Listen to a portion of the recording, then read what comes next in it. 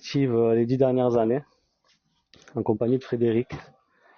Et puis en votre compagnie, vous pouvez interagir et puis monter, même prendre la parole.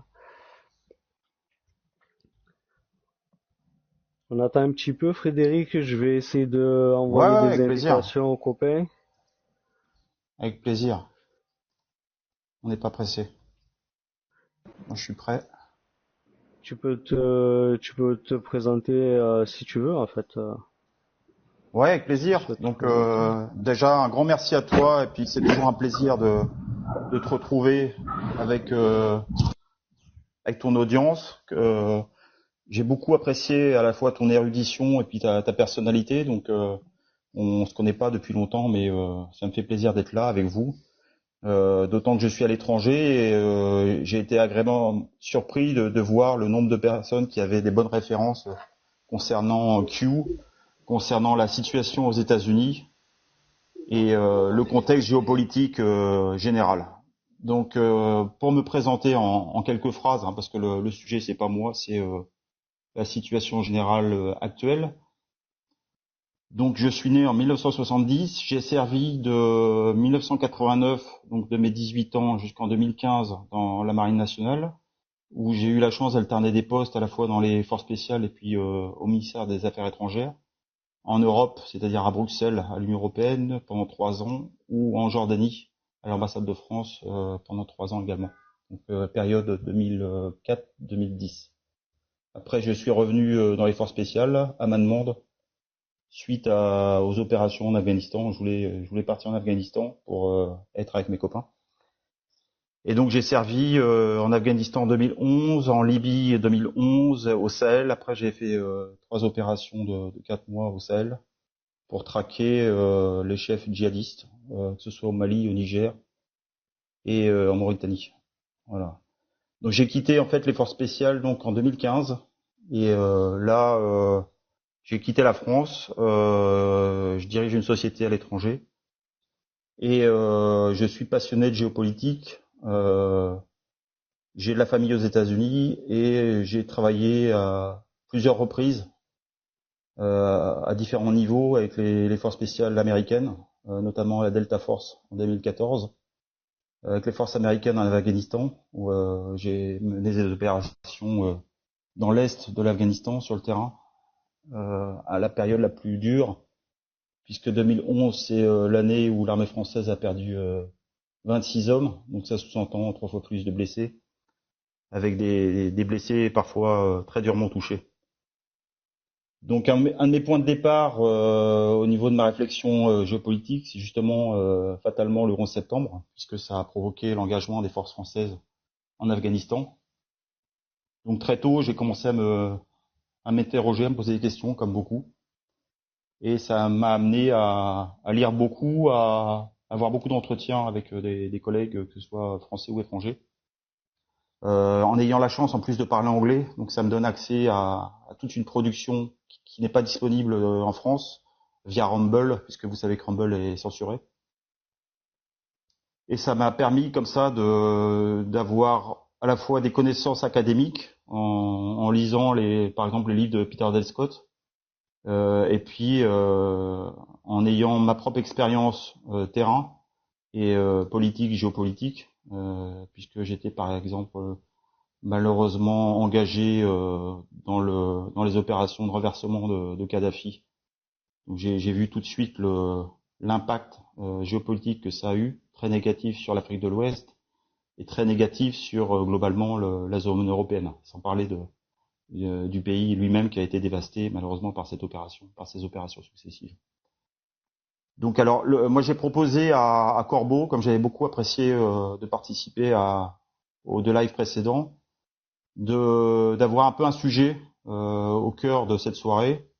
Je vais proposer de parcourir avec vous une chronologie qui va nous permettre de bien comprendre à la fois la phase actuelle dans laquelle nous sommes, en comprenant les dynamiques et les forces en présence depuis 10 ans, mais ça, vous allez voir, ça va remonter un peu plus loin dans le temps pour nous permettre de bien comprendre certains paramètres qui sont assez méconnus en France.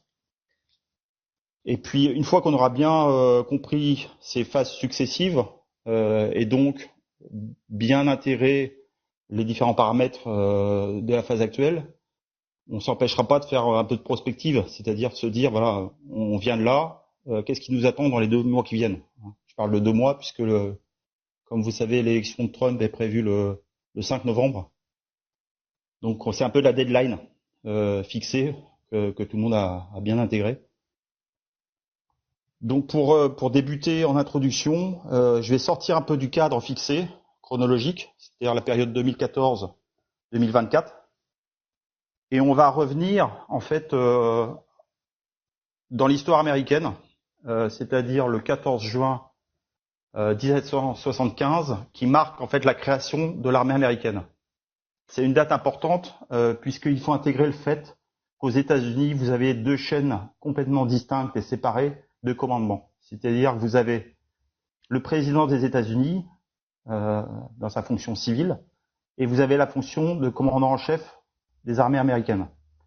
C'est-à-dire que la date de création de la première branche militaire américaine, donc l'US Army, le 14 juin 1775, précède, comme vous le savez, la déclaration d'indépendance des États-Unis qui a lieu le 4 juillet 1776. Concrètement, ça veut dire que les lois militaires américaines sont antérieures à la fois à la déclaration d'indépendance et même à la Constitution américaine qui va être validée 12 ans après la création de la première branche armée américaine dans sa guerre qu'elle va mener contre la couronne britannique. Ça, c'est important puisqu'aujourd'hui, on a un cadre juridique qui permet à l'armée américaine, si elle estime que la nation américaine est menacée, d'intervenir et de prendre le commandement sans en avoir à en référer au Congrès ou aux différentes branches de l'exécutif civil américaine. Donc ça, c'est très important puisque vous allez voir que tout à l'heure que la fonction de commandant en chef des armées américaines est actuellement occupée par Donald Trump en application d'un cadre juridique très strict que je vais définir tout à l'heure. Donc je vous invite en fait à prendre des notes, pas par prétention, mais parce que quand je vais vous donner des références, c'est important pour chacun d'aller vérifier ce que je dis pour pas que et d'approfondir les sujets. Si vous avez la chance de parler un peu anglais, sinon vous passez par Google pour traduire. Mais dès lors, je vais vous donner des références. Moi, je vous invite à aller vérifier. Ça vous permettra en plus de construire des argumentaires quand vous aurez à discuter éventuellement avec d'autres personnes qui vont vous regarder avec des gros yeux en vous disant ce que tu racontes, c'est des conneries. Moi, comme ça m'est arrivé il y a 2 ans, je discutais avec un copain ici en Afrique et je lui ai exposé un peu les sujets que je suivais et je lui disais voilà, aujourd'hui on a les forces américaines qui sont au pouvoir. Il m'a regardé comme ça en me disant bah Fred, tu vas beaucoup trop loin, j'ai du mal à te croire et tout ça. Et 2 mois après, il me rappelle, il était au Cameroun et il me dit Fred, putain, j'ai croisé des militaires américains de l'ambassade américaine. Je leur ai exposé un peu les grandes lignes de ce que tu m'avais dit.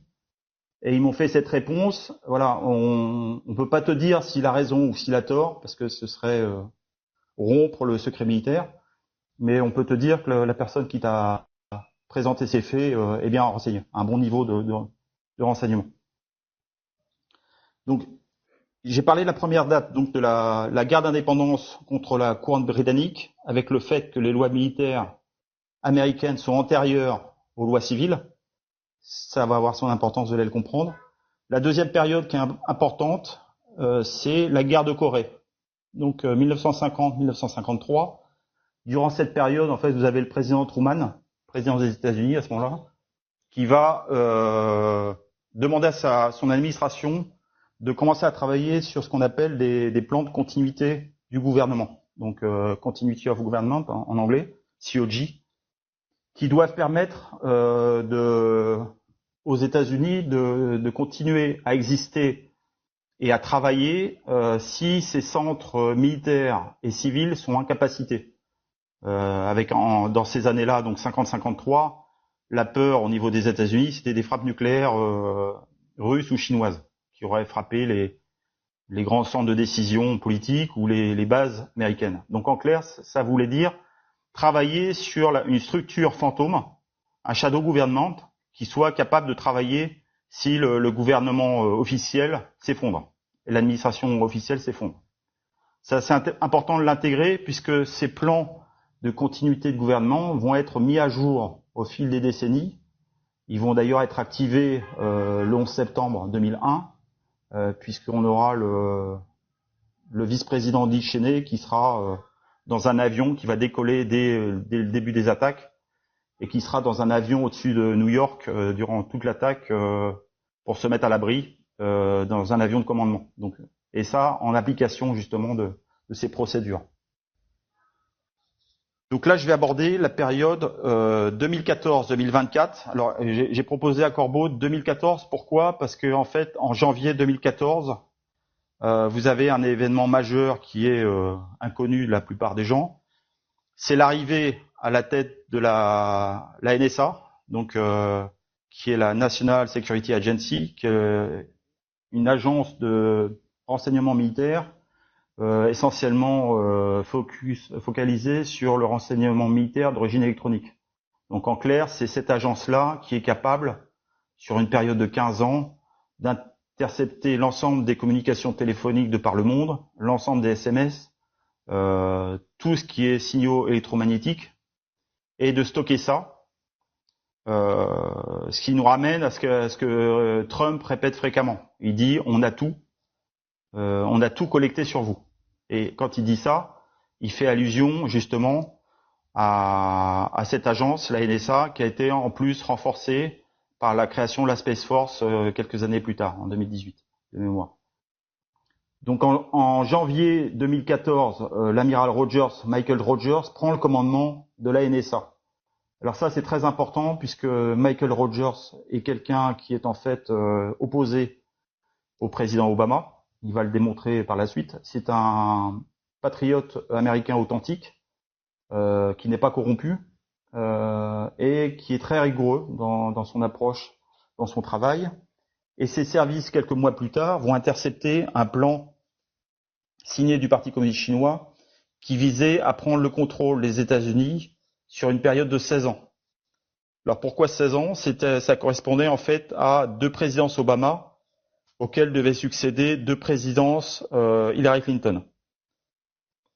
Une fois que la NSA a intercepté ce plan, vous avez la haute hiérarchie militaire qui a commencé à se concerter, haute hiérarchie militaire américaine, avec l'amiral Rogers, avec le général Flynn, avec d'autres généraux, et qui ont envisagé de réaliser un coup d'État contre Obama, puisque selon eux, et factuellement, Barack Hussein Obama était coupable de haute trahison et d'intelligence avec l'ennemi. À ce moment-là, les généraux, là, on est début 2015, les généraux rencontrent Donald Trump et Trump leur dit, voilà, vous n'allez pas réaliser de coup d'État parce que en réalisant un coup d'État, on va se retrouver face à un risque majeur de guerre civile et le risque de revivre en fait la guerre civile américaine qui s'était déroulée, comme vous le savez, de 1861 à 1865, qui a été une guerre très meurtrière, qui a beaucoup frappé l'histoire américaine et dont on a encore des répercussions aujourd'hui dans la société américaine, avec des clivages très profonds qui sont pas encore résolus, notamment entre les États du Sud et les États du Nord des États-Unis. Donc Trump leur dit, voilà, vous n'avez pas réalisé de coup d'État, puisque moi je vous propose de reprendre le contrôle du pays en me présentant à l'élection présidentielle qui est prévue donc en novembre 2016. À partir de là, Trump va devenir le candidat officiel et officieux de l'armée. Alors, il y a une date qui est très intéressante à noter, c'est le 12 juin 2015.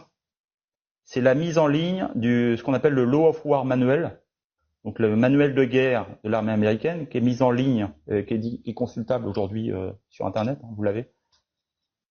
Donc le 12 juin 2015, mise en ligne du Law of War Manual. Le timing est très intéressant puisque cette mise en ligne précède de 4 jours l'annonce officielle de la candidature de Donald Trump à la présidence de 2016. Et ce Law of War Manual va en fait fournir le cadre de la reprise en main de la société du pays, des États-Unis, par l'armée américaine, avec un cadre des procédures, un cadre légal, des procédures d'emploi et toute une série de règlements à appliquer dans le cadre de ce qu'on peut appeler une reconquête du territoire national. Il faut bien avoir à l'esprit qu'en 2016-2017, quand Trump arrive aux États-Unis, vous avez par exemple, de mémoire, vous avez 240 000 étudiants chinois. Donc, sachant qu'un étudiant chinois ne peut être envoyé aux États-Unis qu'après validation du Parti communiste chinois. Donc, en fait, en clair, vous avez en gros une armée clandestine chinoise qui stationne aux États-Unis en permanence, via des étudiants qui sont capables de faire du renseignement, qui sont capables de faire des actions de sabotage, de la collecte de renseignements. Ils sont capables aussi de compromettre des membres du Congrès, comme c'est déjà arrivé dans beaucoup de cas, où par exemple vous aviez concrètement des jeunes assistantes chinoises qui séduisaient des membres du Congrès et se faisaient recruter et devenaient les maîtresses. Et après, le membre du Congrès, de manière assez prévisible, avait du coup tout de suite une vision plus attentive et bienveillante vis-à-vis de la politique américaine à l'égard de la Chine. Il devenait mystérieusement pro-chinois. D'accord ?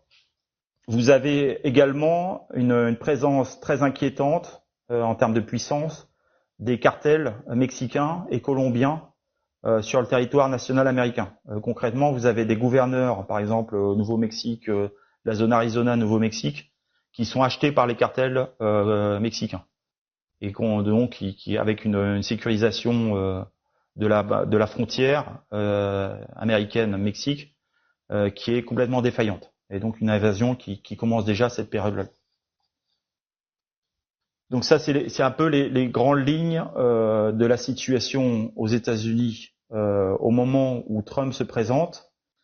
Donc le premier débat télévisé de la primaire républicaine qui a lieu en février 2016, Trump va être opposé aux prétendants à la candidature. Donc les républicains doivent sélectionner un candidat. Et il va être interpellé par Jeb Bush, donc le frère de George W. Bush, qui est candidat aussi à la candidature, dans le cadre de cette primaire. Et il va s'adresser à Trump et il va lui dire qui Trump va te soutenir dans cette candidature. Et Trump va répondre 2 points qui vont être évidemment éludés par les médias occidentaux. Le premier point, qui est un peu prévisible, il va dire, voilà, les Américains qui en ont assez d'être dirigés par une classe politique complètement corrompue vont me soutenir. Cette classe politique corrompue est incarnée par ta famille, la famille Bush. Et deuxièmement, ça c'est le point le plus important, je vais être soutenu par 200 généraux de l'armée américaine. Donc face caméra, Trump annonce la couleur. Il fait officiellement une déclaration où il dit être le candidat de l'armée américaine. Quelques mois après, donc en novembre 2016, Hillary Clinton doit remporter l'élection. C'est-à-dire que, je ne sais pas si vous vous souvenez, mais dans toute la presse occidentale, vous avez une couverture intégralement pro-Hillary Clinton. Vous avez en permanence des rires dès lors qu'on évoque Trump, qui est présenté comme un clown déséquilibré, alors que c'est quelqu'un qui est extrêmement brillant, et c'est un génie des affaires, comme vous le savez. Et donc, novembre 2016, Hillary Clinton est assurée de gagner. Pourquoi ? Parce qu'en plus de cette couverture complètement pro-démocrate, vous avez en plus un système avec 2 composantes qui va être reproduit après aux élections de 2018 de mi-mandat et surtout à l'élection de 2020. Vous avez un système de fraude massive composé de cyberattaques sur les machines de vote Dominion et du bourrage d'urnes en version papier, avec des bulletins de vote qui sont en fait imprimés en Chine, qui sont aussi des faux bulletins de vote, qui sont imprimés en Chine, qui sont après acheminés par les cartels mexicains en lien avec la partie communiste chinois et les services chinois, pour après inonder les localités notoirement démocrates pour permettre à Hillary Clinton d'arriver en tête du suffrage. Sauf que les démocrates n'avaient pas prévu que la NSA, qui est toujours à ce moment-là commandée par l'amiral Rogers, va intercepter le hacking des machines de vote américaines, Dominion, et l'amiral Rogers et ses services vont faire passer le message en disant de deux choses l'une, soit vous reconnaissez la victoire du vainqueur légitime Donald Trump, soit on révèle que vous avez fraudé dans le cadre de cette élection. Donc bon gré mal gré, à la surprise générale, Trump est élu 45e président des États-Unis. Sa cérémonie d'investiture qui va avoir lieu de mémoire le 20 janvier 2017 est particulièrement intéressante à analyser puisque il va se présenter entouré d'officiers de l'armée américaine. Donc derrière lui, vous avez une douzaine ou une quinzaine d'officiers de l'armée américaine. Et au premier rang, donc à sa droite, vous avez un officier de renseignement américain et à sa gauche, vous avez un juge militaire. D'accord ? Considérant, je le rappelle, que la justice militaire est indépendante de la justice civile via le Justice Military Act de 2016. Donc vous avez une claire séparation entre les tribunaux civils et les tribunaux militaires. Ça sous-entend que si l'armée américaine décide que la patrie est en danger, elle est capable, légalement, de juger les traîtres pour, par exemple, des crimes de haute trahison. Ça, c'est un point qui est très important à établir. Donc, cette cérémonie d'investiture, donc, Trump va envoyer des messages via son discours où il dit qu'il va en fait transférer le pouvoir politique au peuple américain. Et vous avez surtout des visuels, des optiques militaires qui présentent en fait le programme officieux de Donald Trump. C'est-à-dire, je vais m'appuyer sur le lance militaire américain, c'est-à-dire la NSA, pour collecter des preuves à charge, pour ensuite traduire les criminels via des tribunaux militaires. En fait, il annonce clairement la couleur via cette optique militaire. D'autant plus que en décembre 2017, donc quelques mois après, il va publier un executive order. Alors un executive order, c'est un ordre automatique qui rentre en fonction immédiatement. Et il va publier l'executive order IO 13818. Alors ça, vous pouvez le retrouver sur Internet. Vous tapez EO 13818 qui parle de la lutte contre tout ce qui est abus ou atteinte aux personnes, c'est-à-dire bloquer les avoirs des gens qui sont notoirement impliqués dans tout ce qui est mauvais traitement, traite humaine, abus divers touchant des personnes. C'est pour ça qu'après on va avoir toute une série de gens qui vont vendre leurs propriétés. En fait, leurs propriétés vont être confisquées. Vous avez notamment à Hollywood un nombre incroyable de stars qui vont vendre, qui vont perdre leur maison. Et vous allez avoir toute une série de dirigeants de grandes entreprises qui vont démissionner. D'accord ? Donc là, c'est important de noter ces executive orders.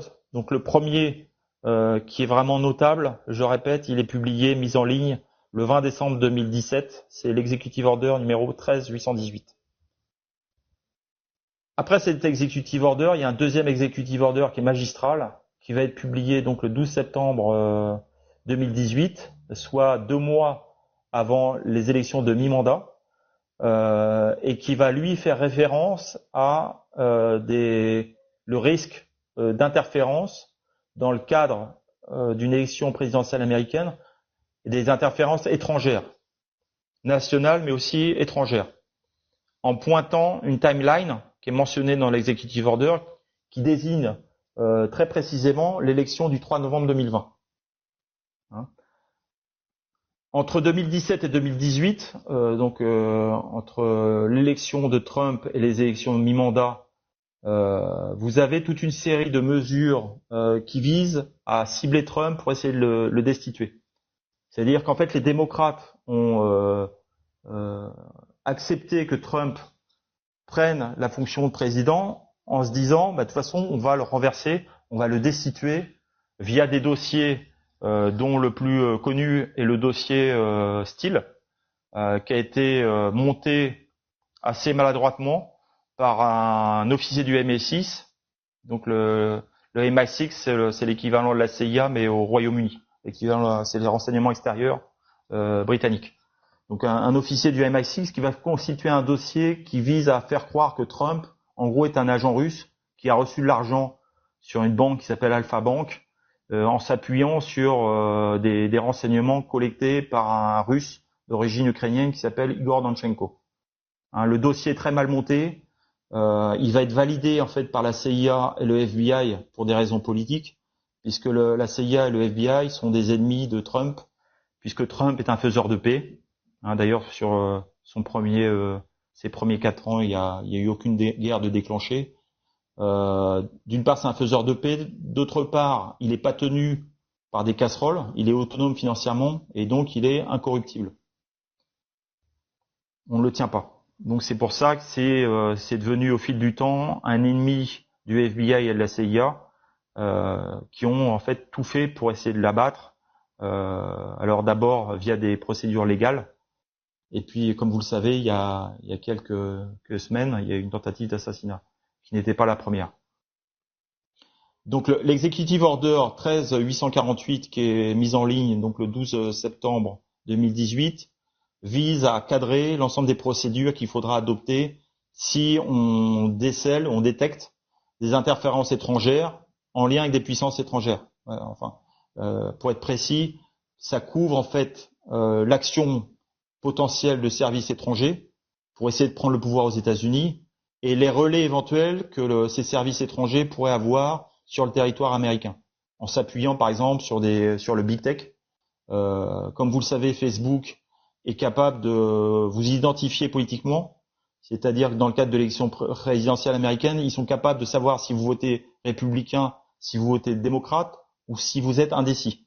Et si vous êtes indécis, ils vont vous cibler en vous bombardant d'informations pour essayer de vous faire basculer dans le camp démocrate.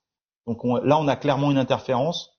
Et quand on connaît les liens de Facebook avec la CIA, puisque Facebook est une création de DARPA, donc qui est un organisme de la CIA, et les liens qu'ont établis depuis longtemps la CIA avec le Parti communiste chinois. Donc là, vous avez clairement, ne serait-ce qu'avec Facebook, une interférence en lien avec des puissances étrangères. D'accord? Donc cet executive order qui est mis en ligne 2 mois avant les élections de mi-mandat ne vise pas en fait les élections de mi-mandat et vise l'élection du 3 novembre 2020. Clairement. Les élections de mi-mandat, c'est un coup de génie de Trump. Il va volontairement se laisser battre. Pourquoi? Parce qu'il souhaite que les démocrates prennent confiance et reproduisent le schéma de fraude qu'ils avaient préparé pour ces élections de mi-mandat en 2018, qu'ils l'appliquent aux élections du 3 novembre 2020. D'accord? Donc 2019, vous avez l'arrestation d'Epstein. Ça, c'est très important puisque je sais que au niveau de la France, beaucoup de gens ne perçoivent pas l'ampleur de l'impact géopolitique de cette arrestation.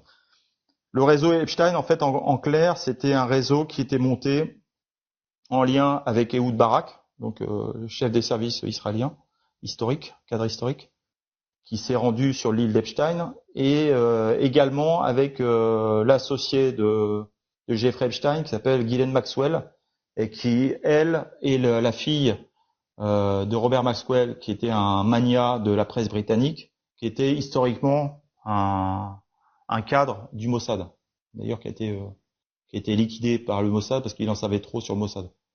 Vous avez l'histoire du Mossad, par exemple, il est clairement référencé comme un agent qui a rendu pendant toute sa vie des très importants services à Israël. Donc le réseau Epstein était un réseau qui permettait de corrompre les gens les plus puissants aux États-Unis, mais pas uniquement. Vous avez aussi des ramifications en Europe, notamment en France, puisque Epstein avait un associé français qui était à la fois recruteur et qui proposait de très jeunes filles et même malheureusement des enfants pour compromettre la classe politique française. Avec en toile de fond, comme vous le savez, l'équivalent de l'île d'Epstein, malheureusement pour la classe politique française, ça a été le Maroc, où vous avez beaucoup d'hommes politiques qui ont été piégés, entre guillemets, dans ce cadre-là, au Maroc. Donc l'arrestation d'Epstein, elle est déterminante. Le témoin central et celui qui a donné tous les renseignements sur Epstein, c'est Trump. Trump l'avait côtoyé 20 ans avant. Il avait identifié que c'était à la fois un pervers et puis quelqu'un d'assez diabolique. Et c'est lui qui est à l'origine de son arrestation, très clairement.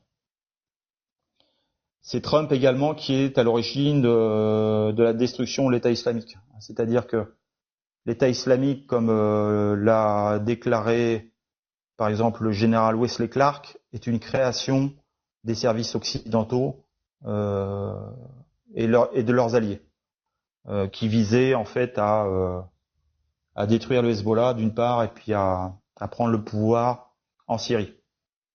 Donc quand Trump arrive au pouvoir, donc en janvier 2017, ce qu'il fait, c'est qu'il délègue complètement l'autorité militaire aux chefs tactiques américains des forces spéciales qui sont déployés en Syrie et qui vont en très peu de mois marquer tout de suite des points contre l'État islamique et en collaboration notamment avec les forces russes.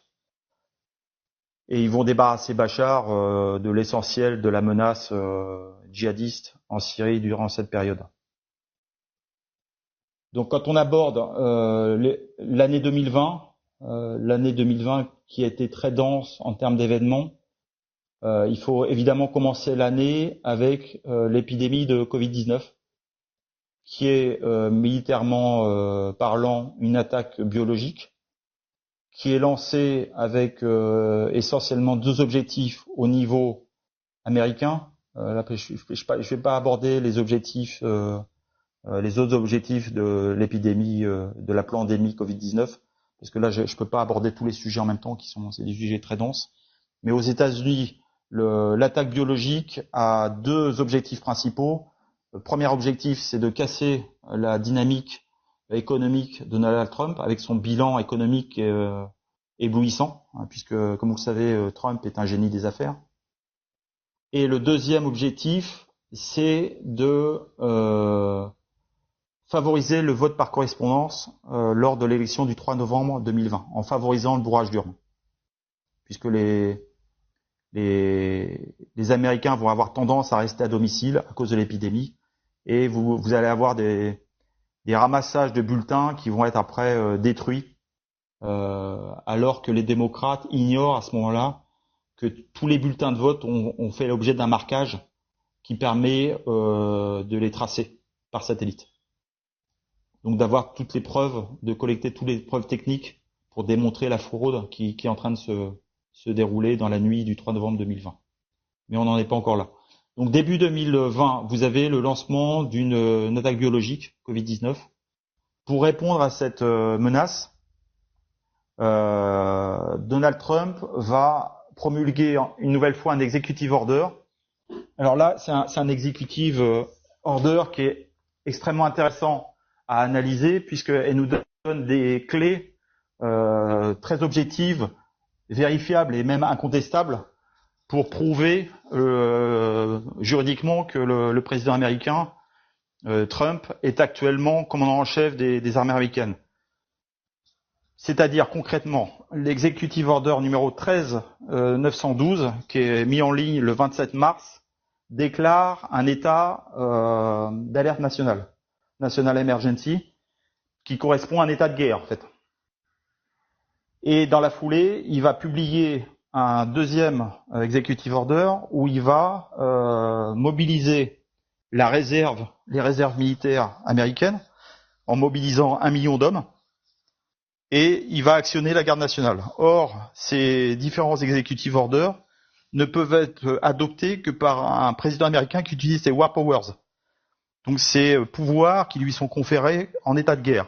Donc ça acte le fait qu'à ce moment-là, les États-Unis sont en état de guerre. Et ce qui est important de savoir, c'est qu'en fait, le président qui décide de cet état de guerre ne peut être que celui qui clôture et qui lève cet état de guerre.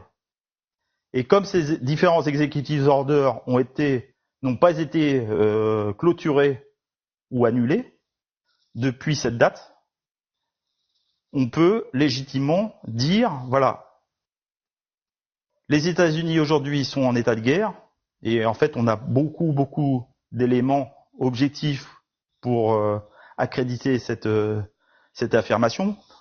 Par exemple, je vais prendre uniquement l'activité des gardes-côtes américains, qui aujourd'hui, vous pouvez les suivre sur les logiciels de tracking nautique, puisque vous avez des logiciels de tracking aérien, mais vous avez aussi des logiciels de tracking nautique. Les unités de garde-côtes, donc les bateaux des garde-côtes aujourd'hui, quittent les bases de la Navy, donc de la Marine nationale américaine, le matin, et le soir, ils réintègrent les bases de la Navy. C'est-à-dire qu'en état de paix, les gardes-côtes dépendent du Homeland Security. Et en état de guerre, ils dépendent de la Navy. Donc c'est une preuve supplémentaire qui prouve qu'aujourd'hui, les États-Unis sont en état de guerre. Et d'ailleurs, à plusieurs reprises, Donald Trump a répété, à partir de mars 2020, qu'il était un wartime president, donc un président en période de guerre. Sans évidemment évoquer trop les clauses confidentielles traitant des activités militaires. Hein. Tout ce que je vous présente ce soir, en fait, ce sont des choses que vous avez sous les yeux, en fait, que tout le monde a sous les yeux. C'est pas des informations classifiées. C'est-à-dire que on peut considérer qu'on a 20% des informations qui sont disponibles pour les gens qui sont un peu passionnés comme moi, à la fois de géopolitique, de questions militaires ou d'histoire militaire. Tout ça, ce sont des éléments qui sont sourcés, disponibles sur le net. Vous voyez, tous les executive orders que j'ai cités sont disponibles. Alors, certes, il y a des clauses qui sont confidentielles et qui ne sont pas consultables, évidemment, mais vous avez l'ensemble de ce cadre juridique et historique qui est vérifiable. Ça, c'est important parce que trop souvent, dans les conversations qu'on peut avoir, on a des fois du mal à convaincre l'interlocuteur si on n'est pas capable de citer ce cadre juridique très très précis. La personne va un peu esquiver, ou comme ça va pas matcher avec des éléments qu'il a lui-même pour vérifier ce que vous lui affirmez, il va avoir tendance à rejeter ce type d'information. Donc on arrive là à la période qui est très intéressante de la nuit du 3 novembre 2020. Alors, la nuit du 3 novembre 2020, je ne sais pas si vous êtes beaucoup à l'avoir suivi en direct. Je rappelle un peu le cadre général. Début de soirée, Donald Trump est largement en tête. Tout le monde, toutes les estimations le mettent largement en tête par rapport à Biden. Et en fin de soirée, vous avez une interruption du vote dans ce qu'on appelle les 5 États clés, donc les 5 swing states, avec des motifs complètement bidons, avec un État qui va dire ah voilà, on a eu un dégât des eaux, donc on est obligé de faire une pause dans le vote. Un autre État qui dit il y a eu un problème au niveau des procédures qui n'ont pas été respectées, on doit faire une pause. En fait, la pause doit permettre le hacking et la fraude, si bien que en milieu de nuit, c'est Biden qui apparaît comme étant le vainqueur de l'élection présidentielle. D'accord ? Et là, à ce moment-là, on va avoir une période de transition parfaitement atypique qui va s'ouvrir.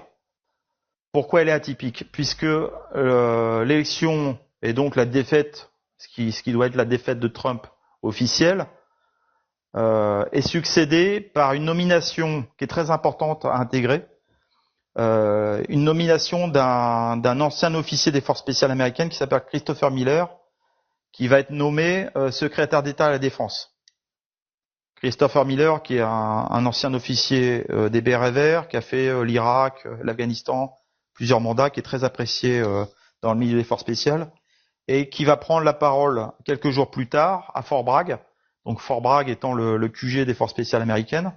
Et là, il va prononcer un discours qui est très surprenant, puisque il va annoncer qu'il prend le commandement de l'ensemble des forces spéciales américaines, alors qu'il est secrétaire d'État à la Défense. Normalement, un secrétaire d'État à la Défense n'a pas de fonction opérationnelle. Il ne peut pas prendre le commandement des forces spéciales. C'est complètement atypique. Là, il prononce un discours à Fort Bragg, il annonce prendre le commandement, et ce que ça veut dire, en fait, ça veut dire qu'il va désarmer la CIA, puisqu'il y a des unités spéciales américaines qui sont à la disposition de la CIA. Là, en fait, ce que ça veut dire, c'est qu'il prend les unités, il dépossède la CIA de son bras armé. D'accord ? Ça, c'est très important. Et le 7 décembre 2020, qui est l'anniversaire, la date anniversaire, comme vous le savez, de l'attaque japonaise contre Pearl Harbor, vous avez un executive order numéro 13961 qui va être publié et qui là annonce clairement, quand vous le parcourez, c'est quand vous avez un peu de background en termes historiques et juridiques de l'histoire américaine, cet executive order en fait annonce que les États-Unis appliquent à compter de cet ordre immédiat le programme de continuité du gouvernement.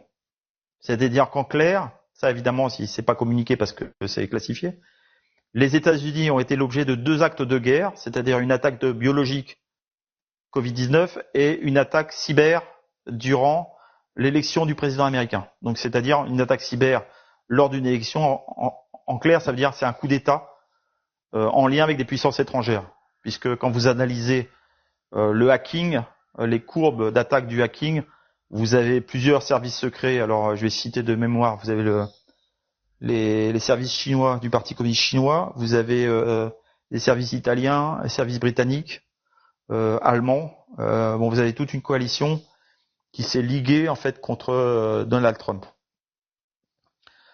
Donc après la mise en ligne de cet executive order, Christopher Miller, l'ancien officier des forces spéciales, va prononcer un discours devant Mike Pence, qui est à ce moment-là vice-président. Et là c'est pareil, il va prononcer une phrase qu'il faut absolument retenir. Il va dire, Monsieur le vice-président, bravo pour votre leadership, vous avez vraiment été un exemple pour moi. Et après, il y a cette phrase, nous sommes en train de traverser l'opération de l'histoire américaine militaire la plus complexe. Une des opérations les plus complexes de l'histoire militaire américaine. C'est-à-dire plus complexe que le Vietnam, ou aussi complexe. Plus complexe ou aussi complexe que le 6 juin 44. Et là, on se dit, mais les gens qui n'ont pas suivi le film, ils se disent, mais de quoi il parle ? Quelle est cette opération militaire complexe, la plus complexe à mener de l'histoire américaine ? Voilà. C'est-à-dire que là, il annonce, suite à l'executive order numéro 13961, la prolongation des opérations militaires sur le sol national et à l'international, puisqu'on va voir après qu'en fait, cette reprise du pouvoir de l'armée américaine a également l'ambition de reprendre le pouvoir au niveau mondial. C'est-à-dire que moi, comme beaucoup, avant l'élection de 2020, j'étais focalisé sur cette affaire américaine en pensant que c'était vraiment une affaire nationale américaine, avec certes des implications au niveau européen ou mondial, mais je ne pouvais pas imaginer qu'il y ait une coalition mondiale militaire qui s'était constituée et qui avait pour ambition de libérer le monde de la mafia politique et narco et libérer le monde du mal, en gros, pour résumer de manière simple et compréhensible. Donc là, on est fin décembre, encore pendant la période de transition, fin décembre 2020, et on va aborder, alors là, un grand moment de l'histoire, l'investiture de Joe Biden. Alors, l'investiture de Joe Biden, elle intervient donc le 20 janvier 2021. Quand on l'analyse, comme moi je peux le faire parce que je suis un ancien militaire, il y a plein de signes et d'optiques militaires qui traduisent le fait que c'est une fausse cérémonie. C'est-à-dire concrètement, une cérémonie d'investiture pour un président élu, c'est une cérémonie militaire américaine très cadrée, millimétrée. Or, durant cette journée-là, par exemple, les soldats, les militaires qui ont entouré Joe Biden n'étaient pas en tenue réglementaire. Hein, vous avez des militaires en uniforme qui sont de manière évidente pas en tenue réglementaire. Il y en a qui portent pas de cravate, d'autres qui portent pas de casquette, ils n'ont pas de grade sur leur tenue, certains n'ont même pas de décoration ou d'insigne d'unité. C'est vraiment c'est des tenues de théâtre aux armées pour faire rire, quoi, côté bouffon. Également à remarquer, vous avez une musique militaire qui n'est pas celle qui doit être jouée pendant l'investiture. La musique militaire qui va être jouée pendant toute la journée en accompagnement des déplacements de Joe Biden, c'est une musique de cérémonie de funérailles militaires. Ensuite, l'heure de la prestation de serment est en violation du 20e amendement de la Constitution américaine. C'est-à-dire que le 20e amendement de la Constitution américaine définit qu'un président qui prend ses fonctions à midi et les quitte à 11h59 minutes 59 secondes. Or, ce jour-là, la prestation de serment a lieu à 11h47. Donc, cette cérémonie est inconstitutionnelle. Si on applique strictement la Constitution, qui est, je le rappelle, le texte qui a la plus grande autorité au niveau du cadre juridique américain. Il n'y a rien au-dessus de la Constitution. Dès lors que vous avez une cérémonie ou une loi ou un projet de loi qui est anticonstitutionnel, il est inapplicable et il n'est pas valide. Donc vous avez un problème au niveau de l'heure de prestation de serment, vous avez un problème au niveau de la tenue des militaires, au niveau de la musique. Vous avez également le 3e régiment d'infanterie, dit la Old Guard, la vieille garde, qui doit normalement, à partir du moment où Biden ou le nouveau président pose la main sur la Bible et prononce la phrase « Que Dieu m'aide » dans ma nouvelle fonction, « Zoel me God », normalement le 3e régiment doit tirer 21 coups de canon. Là, il n'y a pas eu 21 coups de canon de tirés. On a juste eu des coups de canon quand Biden s'est présenté au cimetière d'Arlington pour une cérémonie. Donc en fait, les optiques militaires veulent que vous avez en fait assisté à une cérémonie de funérailles. D'autant plus qu'à ce moment-là, et ça c'est vérifiable sur Internet en open source, hein, vous pouvez retrouver les articles des journaux américains. À ce moment-là, Biden n'arrive pas avec Air Force One, il arrive avec un avion qui est loué pour lui, et c'est Trump qui repart avec Air Force One après midi. Donc, s'il repart après l'heure où normalement il doit quitter ses fonctions avec Air Force One, ça veut dire quoi? Ça veut dire que des fois, il n'était pas présent, il n'a pas assisté à la cérémonie d'investiture de Biden, alors que normalement le président quittant doit être présent. Pourquoi? Parce qu'il doit transmettre au nouveau président les codes nucléaires. Donc il n'y a pas une transmission des codes nucléaires, et en plus il quitte Washington à bord d'Air Force One pour se rendre et se poser sur la base Andrews, qui est une base militaire américaine, où là c'est lui qui va être en fait investi, qui va recevoir la cérémonie d'investiture. D'accord? Donc déjà, est-ce qu'il y a des questions ou des commentaires sur cette première tranche, je vais dire? Alors merci beaucoup Frédéric, c'est très dense en informations, très instructif, j'ai pris plein de notes. Ah bah super. Et, et je te félicite, je t'en remercie, vraiment ça. Non, je t'en prie. C'est un cadeau que tu nous fais en fait, c'est un cadeau, ce résumé très bien dit. En fait, tu perds pas de temps en fioritures et tout, voilà, c'est parfait. Avec plaisir. Bravo, félicitations. Avec plaisir. Et puis je sais pas si vous avez des questions, n'hésitez pas. Et puis je sais pas comment tu veux continuer le format. Est-ce que Ça te va de continuer à reprendre le micro un long moment ou tu voudrais avoir des intervenants à l'oral Alors, juste, ou on plus peut tard? peut-être prendre. Non, non, mais peut-être qu'on peut laisser Oui, une quelques secondes pour interaction à l'écrit, ouais. Que si les gens si puissent quelqu'un, voilà, poser leurs questions, oui, d'accord. peut-être a des remarques, laisser peut-être les questions arriver. Je sais que c'est assez dense. J'ai pris des notes, il y a plein de passages très croustillants, très intéressants, Ouais, c'est ça. Ah notamment bah super. le passage avec Miller Ah ouais, ouais, ouais. qui Ça dit c'est, ces ouais, fameuses phrases très explicites. voilà, ouais. Nous sommes Ça c'est en train excellent. de traverser l'opération Voilà, militaire la plus complexe de l'histoire US. voilà, C'est exactement. dingue. Ça, je l'ai, tout ça, en fait, ce qui peut être pas mal pour l'ensemble des personnes qui écoutent. Vous avez mon mail sur mon profil TikTok et si ça vous intéresse, je peux vous envoyer un document avec tous les liens, les références, avec les vidéos sur YouTube. Comme ça permet aussi de vérifier euh, la validité des informations, quoi. Ouais, et d'aller voir, de s'imprégner des vidéos, des prises de Voilà, parole. ouais, exactement. Parce que c'est autre chose que de se l'entendre dire. Quand on fait Voilà, l'expérience de voir un officiel dire des phrases comme ça, et on voit voilà, l'absence de exactement. réaction en face, on comprend Alors à qu'on est dans savoir, des situations exceptionnelles. exactement. À savoir, je laisse un peu le temps aux personnes pour réfléchir peut-être à d'éventuelles questions, que lundi dernier, vous avez eu une cérémonie à Arlington en honneur des soldats américains qui avaient été tués pendant le retrait des forces américaines d'Afghanistan, et c'était Trump qui était présent et qui a reçu les honneurs militaires.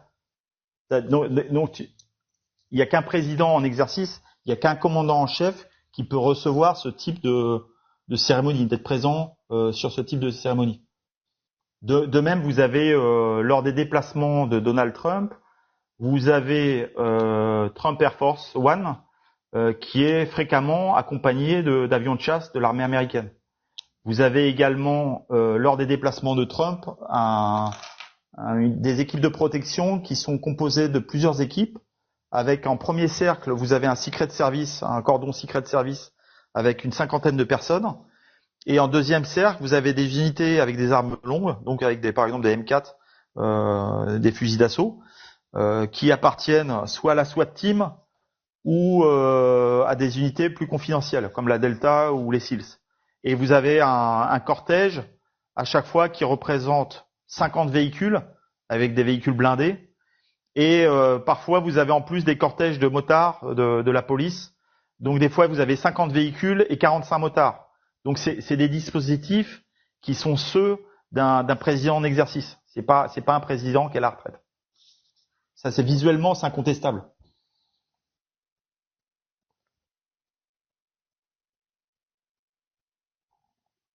Alors, quelles sont les perspectives et les développements les plus probables dans les mois à venir? C'est une question Alors, de Senzo. ouais. Euh, Quant à cette Alors, situation américaine, ouais. en fait, la suite de la question, perspective et développement dans les mois à venir pour la situation américaine.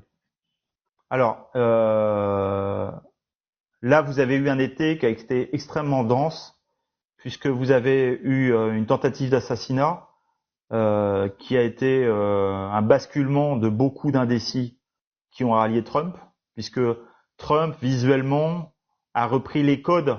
Euh, vous avez eu quand il avait levé le bras avec l'agent du Secret Service qui est collé à lui, c'est visuellement c'est la reprise d'Iwo Jima, c'est la photo d'Iwo Jima et c'est une référence aussi un peu à Rocky. Donc il joue visuellement sur les mythes, les grands mythes en termes de narrative américain. Deuxième événement de taille cet été, le ralliement d'un Kennedy, Robert Kennedy Jr., qui est parfaitement, qui va aussi renforcer son potentiel électoral de manière spectaculaire, puisque là, il emmène toute une partie du Parti démocrate qui était moribond déjà avec Kamala et puis Biden, Kamala ou avec Walz. Ils étaient absolument pas crédibles. Leur meeting, il y a personne. En fait, objectivement, il y a personne dans les meetings démocrates. Donc les perspectives, comme je disais, la deadline, c'est donc le 8 novembre prochain, avec un plan qui, comme je l'ai souvent répété, c'est pas un plan qui est linéaire, c'est-à-dire c'est un plan avec plusieurs options en fonction de ce qui se passe. C'est-à-dire, est-ce que les démocrates aujourd'hui ont encore la capacité, par exemple, de changer de candidat? Est-ce qu'ils ont la capacité de remplacer, par exemple, Kamala Harris par Michelle Obama? Est-ce qu'ils ont la capacité de mener d'autres tentatives d'assassinat sur le candidat républicain? Et surtout, il y a une épée de Damoclès qui pèse en fait sur ce scrutin du 8 novembre. C'est la décision de la Cour suprême dans le cas Brunson case, c'est-à-dire c'est un recours qui a été déposé par deux frères pour invalider l'élection du 3 novembre 2020 au motif des fraudes massives. Et en fait, la Cour suprême, qui est dirigée par un pro-Trump, n'a pas encore tranché. Donc là, on peut avoir dans les semaines qui viennent soit une décision de la Cour suprême qui va dire, voilà, en fait, l'élection du 3 novembre 2020 a été entachée de fraude massive, donc elle est invalide, et ça veut dire que Trump est réinstallé officiellement comme au niveau des yeux du public américain comme étant le président, le sitting president, c'est-à-dire le président en exercice. Soit il n'y a pas de décision de la Cour suprême et on va à l'élection du 8 novembre et en fait, objectivement, l'ensemble de l'Amérique aujourd'hui est républicaine. C'est-à-dire que il est impossible qu'un candidat démocrate aujourd'hui, là vous avez des enquêtes d'opinion qui sont de manière écrasante favorable à Trump et on voit pas comment les démocrates pourraient s'attribuer la victoire dans un contexte général de cet ordre-là, quoi. Sachant que c'est important d'avoir à l'esprit que le plan en fait qui a été mis en place à partir de 2016-2017 l'a été en fait en coordination parfaite avec Vladimir Poutine et Xi Jinping. C'est-à-dire que Xi Jinping faisait face au Parti communiste chinois chez lui, qu'il a démantelé en arrêtant Hu Jintao en plein congrès du Parti communiste. Et Poutine a également dû faire le ménage depuis qu'il est arrivé pour détruire l'opposition qui était sponsorisée par des gens comme Soros ou Klaus Schwab. Et l'intervention en Ukraine, les événements également en Israël, tout ça a été planifié dans ce plan. Et c'est pour ça qu'on a eu l'impression des fois que l'armée russe n'avançait pas ou on comprenait pas pourquoi une armée aussi puissante n'aille pas plus vite en Ukraine. C'est parce qu'en fait, on a un agenda mondial coordonné, appliqué par les trois grandes puissances pour démanteler les réseaux mondialistes, globalistes, proches à la fois de Davos, de l'Union européenne, des grandes structures comme le Fonds monétaire international, l'ONU, la Banque mondiale, toutes les structures mondialistes, quoi. Ça, c'est un démantèlement qui est en cours.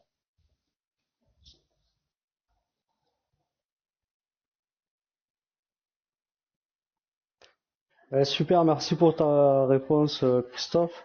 Je vois pas d'autres questions. Pardon, Frédéric, désolé. Je t'en prie. Je vois pas d'autres questions, donc si tu veux continuer à dérouler, je t'en prie. Bah, à ce moment-là, je vais revenir parce que ça nous intéresse nous en tant que Français directement. Vous allez comprendre pourquoi.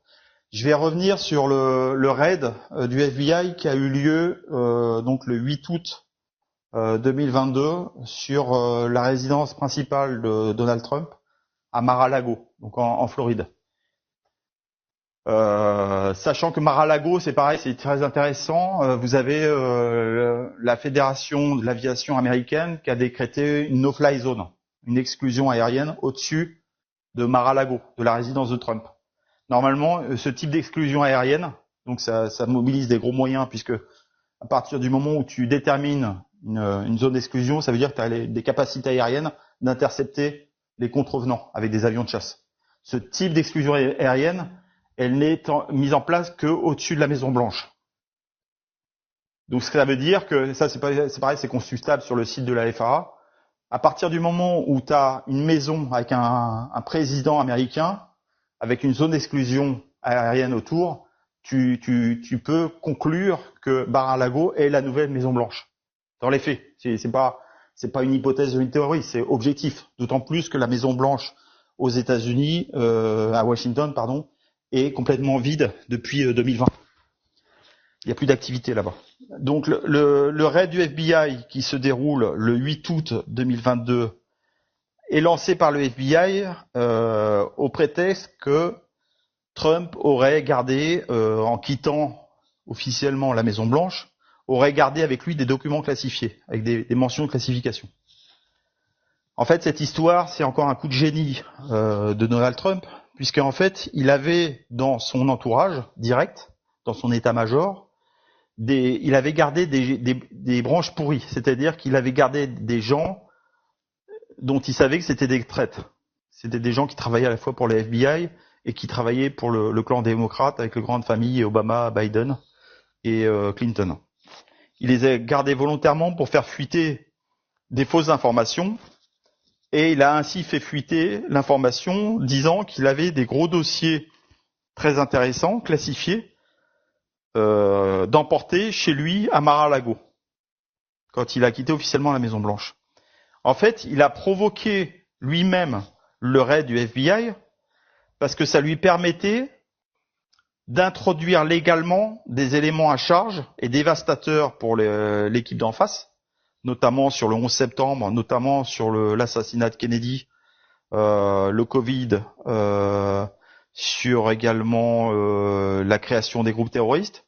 Tout ça, il avait des gros dossiers constitués notamment avec du renseignement militaire américain qui étaient stockés chez lui. Donc en fait, il a forcé le FBI, à l'insu du FBI, à les saisir de manière à ce qu'ils rentrent dans la chaîne juridique américaine de manière officielle.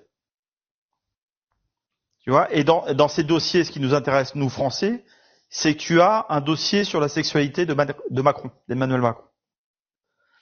Et quand il en a fait état, donc je crois que c'est le lendemain ou le surlendemain du raid du 8 août, Trump a dit, voilà, j'ai un dossier sur la sexualité de Macron, et quelques jours après, tu as la presse considérée comme pro-Poutine à Moscou, qui a sorti les éléments de l'enquête de faits et documents, qui démontrent en fait que Brigitte Macron est un homme. Donc ça prouve encore le niveau de coordination entre Poutine et Trump pour déstabiliser un ennemi commun. C'est-à-dire Macron qui incarne la famille, la maison Rothschild. Je rappelle que les avoirs des Rothschild depuis 1 an ont été complètement mis en vente. C'est-à-dire que la maison Rothschild a été complètement décapitée. Sans parler des morts très suspects qu'il y a eu. Et des gens qui sont décédés, il y a eu un enchaînement de gens de très très haut niveau qui sont décédés, comme Jacob Rothschild qui est mort, Kissinger qui est mort, la reine d'Angleterre qui est morte. Enfin, il y a eu un enchaînement, sans parler de John McCain, George Bush père, qui était présent à Dallas le jour de l'assassinat de Kennedy. C'est pour ça que l'arrivée de Kennedy, de Robert Kennedy Jr. En position en fait de vice-président en fait, parce que là on a encore Vance qui est vice-président, mais de fait au niveau de l'applaudimètre, tout le monde a compris que c'était Robert Kennedy Jr. Il faut savoir que Robert Kennedy Jr. quand Trump a fait l'objet d'une tentative d'assassinat, a appelé Trump pour demander de ses nouvelles. Trump lui a répondu un truc qui est super intéressant. Il lui a dit voilà, dès que je vais être rétabli, je vais lancer le projet de la constitution d'une commission qui va être chargée d'enquêter sur les tentatives et les meurtres des présidents en exercice. Et tout le monde a compris qu'en fait ce serait Robert Kennedy Jr. qui allait présider cette commission. Donc imaginez l'état d'esprit des gens qui ont participé à l'assassinat de Kennedy père et qui ont participé à la tentative d'assassinat contre Trump, en sachant que c'est le neveu de John Kennedy, dont le père aussi avait été assassiné, puisque Robert Kennedy, le frère de John Kennedy, avait été également assassiné. Donc en fait, tout ça pour dire que le principe du livre d'Esther que j'avais abordé lors du premier live, je crois.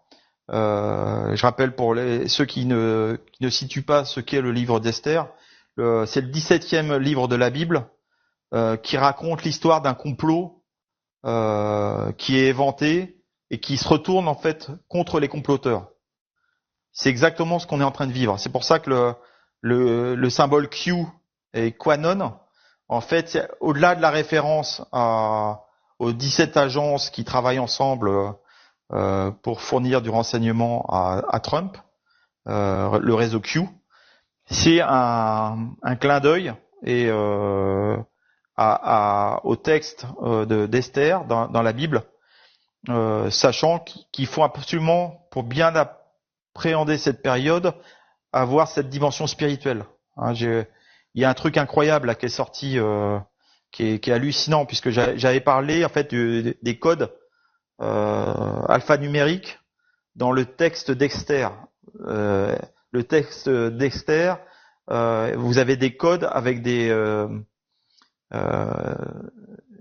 sommes numériques qui sont irreproductibles. C'est-à-dire qu'un homme ne peut pas réussir à écrire un texte aussi parfaitement au niveau texte et caractère alphanumérique.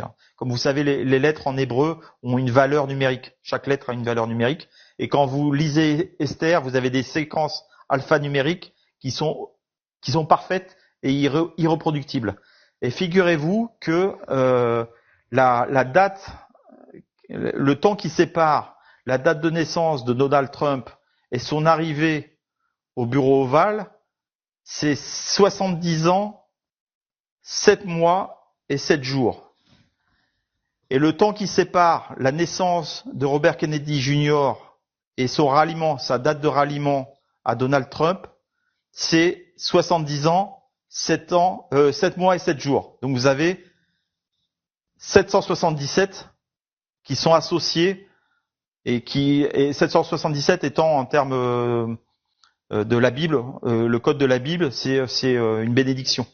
C'est-à-dire que vous avez une sorte de bénédiction qui vient du plus haut niveau d'autorité, je vais dire, pour désigner Dieu, qui s'abat et qui bénit en fait cette alliance entre Trump et Kennedy. Excusez-moi, je te coupe.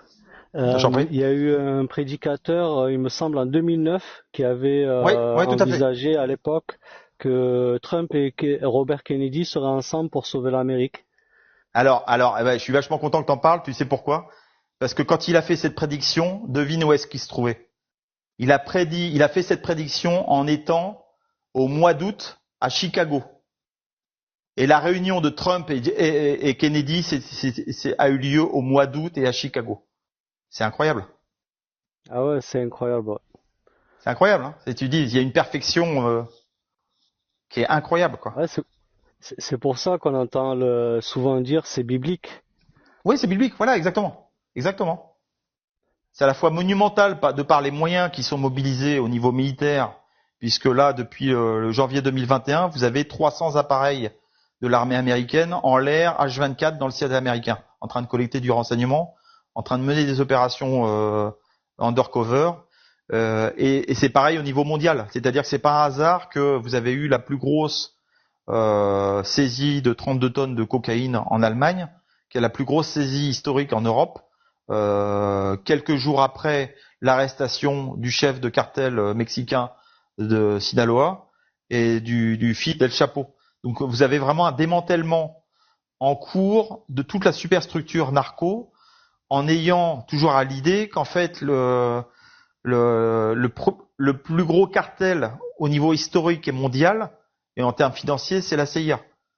C'est pour ça que quand Trump fait la paix avec les talibans en février 2020 à Doha, il signe un accord de paix avec les talibans en février 2020.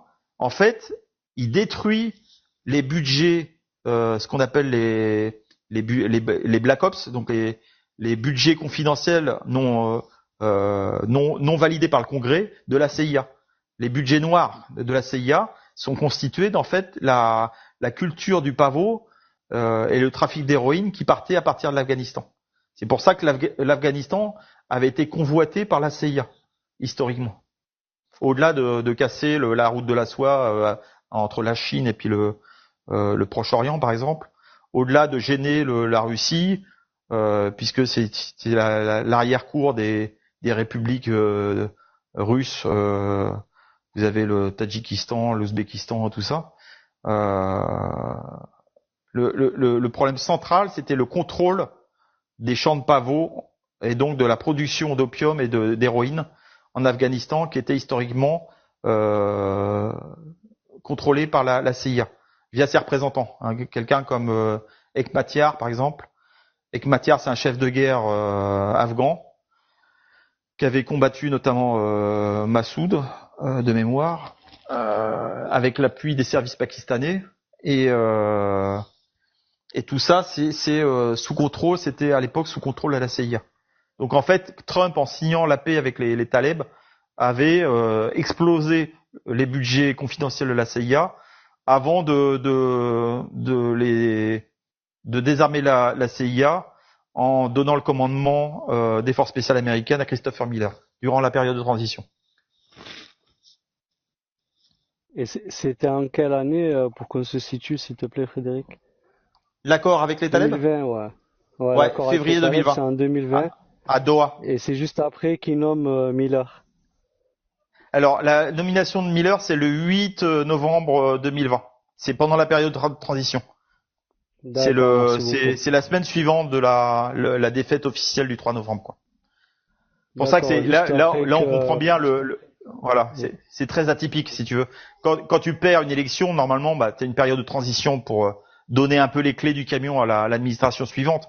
Mais tu vas pas nommer des mecs des forces spéciales, tu vas pas faire des changements de commandement dans les unités spéciales et faire publier des executive orders le jour de la date anniversaire de Pearl Harbor pour dire qu'en fait tu es en guerre, concrètement, quoi. Ouais, la passation de pouvoir entre Trump et Biden, elle a été marquée par des hommes mis en place par Trump qui n'ont pas été démis par Biden. Alors que logiquement il en aurait eu le pouvoir, mais bon, comme tu nous expliques très bien que c'était une fausse investiture, une fausse présidence de Biden, voilà, c'est exactement, il n'a pu que reconduire les ordres exécutifs de Trump et laisser tout le monde à Trump en place. Exactement. Ça, effectivement, c'est une nouvelle preuve que c'est bien Trump qui est au pouvoir, parce que l'executive order numéro 13848 qui a été mise en ligne donc le 12 septembre 2018, en fait, il ciblait très clairement les démocrates. C'est-à-dire que si Biden était arrivé au pouvoir, c'était évident qu'il allait supprimer cet executive order. Il y a un autre élément qui est vachement intéressant, c'est la position du général Flynn. Alors le général Flynn, pour faire un résumé de sa carrière, c'est quelqu'un qui était démocrate et qui a servi Obama avant de s'apercevoir qu'Obama était un des créateurs du terrorisme, notamment en Syrie. Et il a quitté l'administration Obama, il a rallié Trump, en plus en déclarant qu'il existait à Washington des réseaux pédocriminels de très haut niveau qui impliquaient l'ensemble de la classe politique américaine. Et il est devenu à ce moment-là conseiller de Donald Trump. Et lui, par exemple, il est devenu vraiment l'ennemi juré des démocrates qui ont essayé de le faire tomber en l'accusant justement d'être un agent de Poutine. Et ce mec-là, donc, qui était devenu l'ennemi des démocrates, il a un frère qui s'appelle Charles Flynn, qui est aussi un général de l'armée de terre américaine, et qui lui a été promu, alors tiens-toi bien, il a été promu commandant de l'armée de terre pour la zone Pacifique, donc face à la Chine, en juin 2021.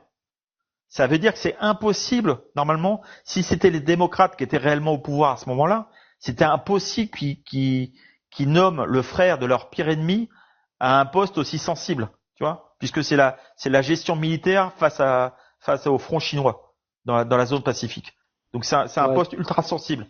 Donc si ce mec-là a été nommé Charles Flynn, général, frère de Michael Flynn, a été nommé en juin 2021 comme commandant de l'armée dans la zone Pacifique, ça veut dire CQFD que ce ne sont pas les démocrates qui sont au pouvoir à ce moment-là. C'est impossible. Encore des éléments. Tout à fait. Et puis je repense à cet enquêteur spécial John Durham. Ouais, tout à fait. Exactement. Alors John Durham, effectivement, je pense qu'il est en partie à l'origine des 495 000 actes d'accusation qui sont actuellement scellés et qui sont en train d'être décellés. C'est-à-dire que si vous allez sur le site, comme je disais l'autre jour, passeur.gov, c'est un site qui dépend du ministère de la Justice américain, vous avez accès aux actes d'accusation qui sont en train de s'accumuler au niveau du ministère de la Justice. Et à l'heure actuelle, vous avez un nombre phénoménal, puisque vous en avez 95 000 actes d'accusation, sachant que chaque acte d'accusation peut contenir 99 personnes. Ça donne une idée de l'ampleur des arrestations qui sont soit en cours, soit prévues pour alimenter les tribunaux militaires, notamment à Guantanamo ou à Diego Garcia, ou même en mer, puisque les tribunaux militaires ont lieu également sur les bateaux de la marine américaine, où vous avez des juges militaires issus de la Navy qui travaillent beaucoup. Alors il y a un petit truc marrant, c'est que je me suis aperçu très récemment que Ron DeSantis, qui était le gouverneur de la Floride, qui avait été à un moment en opposition contre Trump pour se présenter à la candidature de la présidentielle de cette année. En fait, c'est un mec qui est issu de la Navy et c'est un mec issu de la justice militaire. C'est un juge militaire. Et en fait, ils ont organisé une fausse rivalité entre lui et Trump pour démasquer les pommes pourries dans leurs équipes. C'est-à-dire tous les mecs qui se sont mis à soutenir DeSantis contre Trump étaient des traîtres. Et en fait, DeSantis était secrètement allié à Trump. Et c'est un mec lui-même issu de l'armée. De même que Tulsi Gabbard. Tulsi Gabbard, qui était une démocrate très à gauche dans le camp démocrate, en fait, c'est une taupe qui travaillait pour Trump et qui vient de se rallier à Trump et qui a aussi un passé militaire, qui est aussi issu du milieu militaire.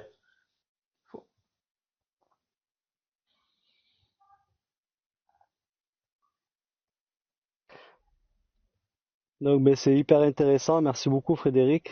Non, je t'en prie, avec plaisir. Avec grand plaisir. Je vois pas de questions dans le chat. Trump, véritable république sous puissance militaire. Enfin, je l'ai lu. Alors, il y a une remarque intéressante. Si Trump tient les rênes, comment expliquer le conflit autant en Russie? Alors, ça c'est une question qui est très intéressante. Donc, je vais me lancer sur ce sujet parce que c'est vraiment central, notamment pour nous Européens.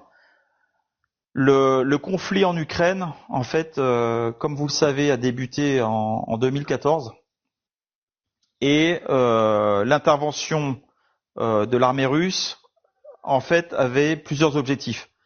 Alors, la presse occidentale a dit Poutine veut reconquérir l'Ukraine, ce qui est faux. Il a voulu protéger les minorités russophones, acter le rattachement de ces territoires russophones au territoire russe, mais surtout, avant tout et surtout, il a voulu s'emparer et contrôler les 50 laboratoires biologiques militaires qui avaient été installés par des sous-traitants du Pentagone, notamment avec les gens comme Obama quand il était sénateur, qui avaient été à l'origine de ces programmes-là. Les 50 laboratoires militaires installés en Ukraine représentaient une menace directe contre la Russie, puisque vous aviez des recherches qui étaient faites sur l'ADN russe pour essayer de trouver les virus les plus mortels pour lancer après des attaques biologiques sur le territoire russe avec des épandages utilisant des drones. Donc le premier objectif de Poutine dans les premiers mois de la guerre, c'était de s'emparer de ces laboratoires. Et en fait, comme c'est des laboratoires qui ont été construits dans la plus parfaite illégalité sur le plan à la fois en droit américain, puisque ce type de recherche sont interdits sur le territoire américain, mais aussi au regard des conventions internationales. C'est-à-dire que vous pouvez pas, les armes biologiques sont interdites au niveau international.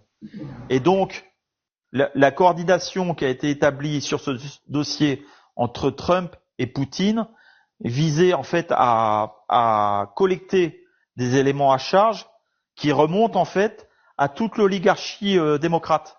C'est-à-dire, il faut avoir à l'esprit que les grandes familles démocrates sont impliquées directement dans toute la mafia ukrainienne. C'est-à-dire que le fils de Mitt Romney, le fils de Nancy Pelosi, le fils d'Hunter Biden, de Joe Biden, Hunter, sont à la tête de sociétés en Ukraine, qui sont elles-mêmes associées à la fois au blanchiment d'argent. Hein, vous avez eu le scandale FTX qui a mis en lumière le fait que toute l'aide financière américaine qui arrivait à Kiev était convertie en crypto-monnaie et rétro-commissionnée dans les poches des membres du Congrès américain. C'est pour ça que vous avez eu quand il y a eu l'adoption de la dernière tranche financière américaine qui représentait je sais plus combien de millions de dollars, vous aviez tout le Congrès américain qui avait des petits drapeaux ukrainiens. Pourquoi? Parce qu'en fait toute l'aide était rétro-commissionnée dans leurs poches. Et tous ces scandales-là, tout ça c'est des éléments à charge pour les tribunaux militaires américains, mais les tribunaux militaires également russes. Donc en fait, le but recherché en Ukraine, c'était s'attaquer à la structure globaliste mafieuse mondiale en collectant des preuves, notamment sur les laboratoires, démontrer qu'il y avait eu des détournements massifs de l'aide américaine pour enrichir personnellement des membres du Congrès. Hein, c'est quand même énorme. Et un autre objectif, c'était casser l'OTAN.